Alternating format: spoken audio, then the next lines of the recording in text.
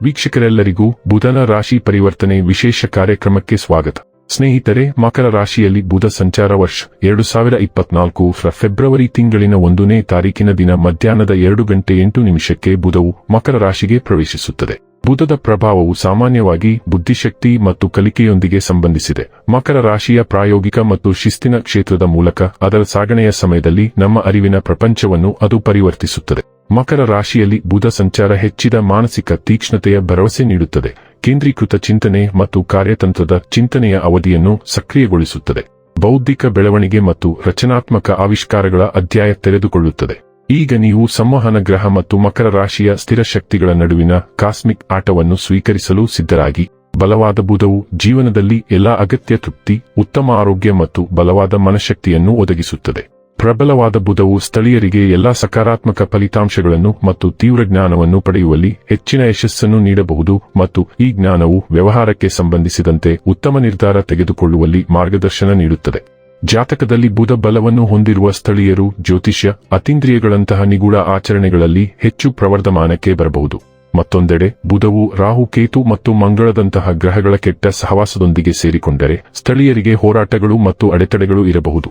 ಬುಧನು ಮಂಗಳನೊಂದಿಗೆ ಸೇರಿಕೊಂಡರೆ ಸ್ಥಳೀಯರು ಬುದ್ಧಿವಂತಿಕೆಯ ಕೊರತೆಯನ್ನು ಎದುರಿಸಬಹುದು ಮತ್ತು ಹಠಾತ್ ಪ್ರವೃತ್ತಿ ಮತ್ತು ಆಕ್ರಮಣಶೀಲತೆಯನ್ನು ಹೊಂದಿರಬಹುದು. ಮತ್ತು ಬುಧವು ಈ ಮಕರ ಸಂಕ್ರಮಣದಲ್ಲಿ ರಾಹು ಮತ್ತು ಕೇತುಗಳಂತಹ ದುಷ್ಟಶಕ್ತಿಗಳೊಂದಿಗೆ ಸೇರಿಕೊಂಡರೆ ಸ್ಥಳೀಯರು ಚರ್ಮ ಸಂಬಂಧಿ ಸಮಸ್ಯೆ, ನಿದ್ರೆಯ ಕೊರತೆ ಮತ್ತು ತೀವ್ರ ನರ ಸಂಬಂಧಿತ ಸಮಸ್ಯೆಗಳು ಮುಂತಾದ ಆರೋಗ್ಯ ಸಮಸ್ಯೆಗಳನ್ನು ಎದುರಿಸಬಹುದು.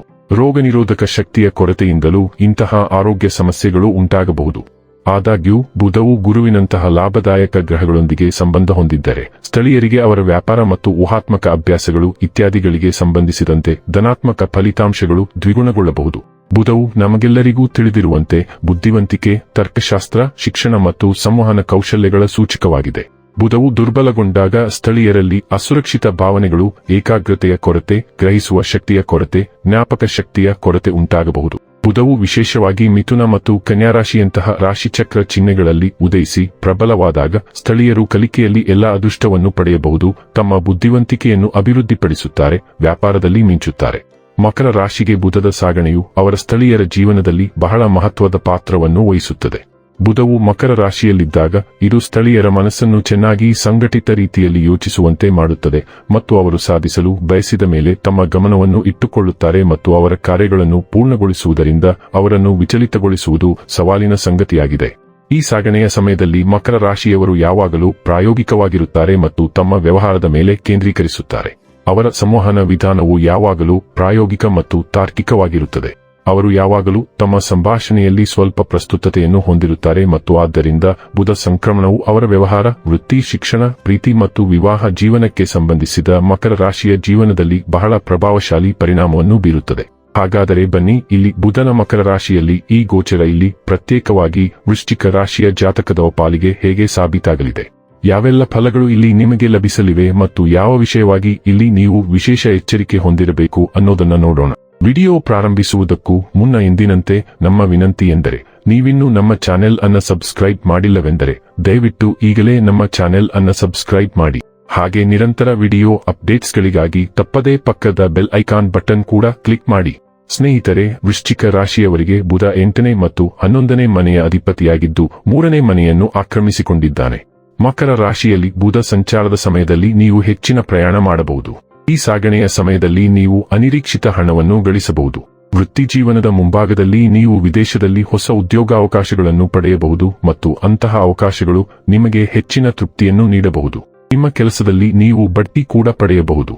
ನೀವು ವ್ಯಾಪಾರ ಮಾಡುತ್ತಿದ್ದರೆ ಹೆಚ್ಚಿನ ಲಾಭ ಗಳಿಸಲು ಅವಕಾಶ ಸಿಗಬಹುದು. ಹಣಕಾಸಿನ ವಿಷಯದಲ್ಲಿ ಹೆಚ್ಚಿನ ಹಣವನ್ನು ಉಳಿಸುವ ನಿಮ್ಮ ಅವಕಾಶಗಳು ಈ ಅವಧಿಯಲ್ಲಿ ನಿಮಗೆ ಹೆಚ್ಚಾಗಬಹುದು. ಈ ಸಮಯದಲ್ಲಿ ನೀವು ಉತ್ತರಾಧಿಕಾರದ ಮೂಲಕ ಅನಿರೀಕ್ಷಿತ ರೀತಿಯಲ್ಲಿ ಹಣವನ್ನು ಗಳಿಸಬಹುದು.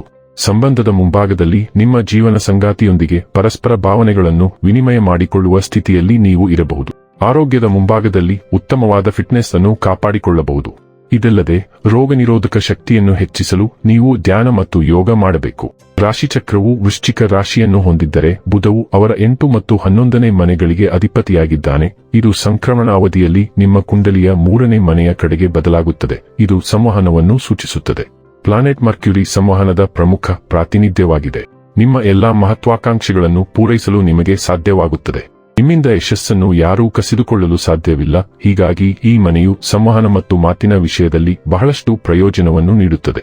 ಸಂವಹನ ಕ್ಷೇತ್ರದಲ್ಲಿ ಕೆಲಸ ಮಾಡುವ ಜನರು ಈ ಅವಧಿಯಲ್ಲಿ ಯಶಸ್ಸನ್ನು ಸಾಧಿಸುವುದು ಅವರಿಗೆ ಕೇಕ್ ತುಂಡು.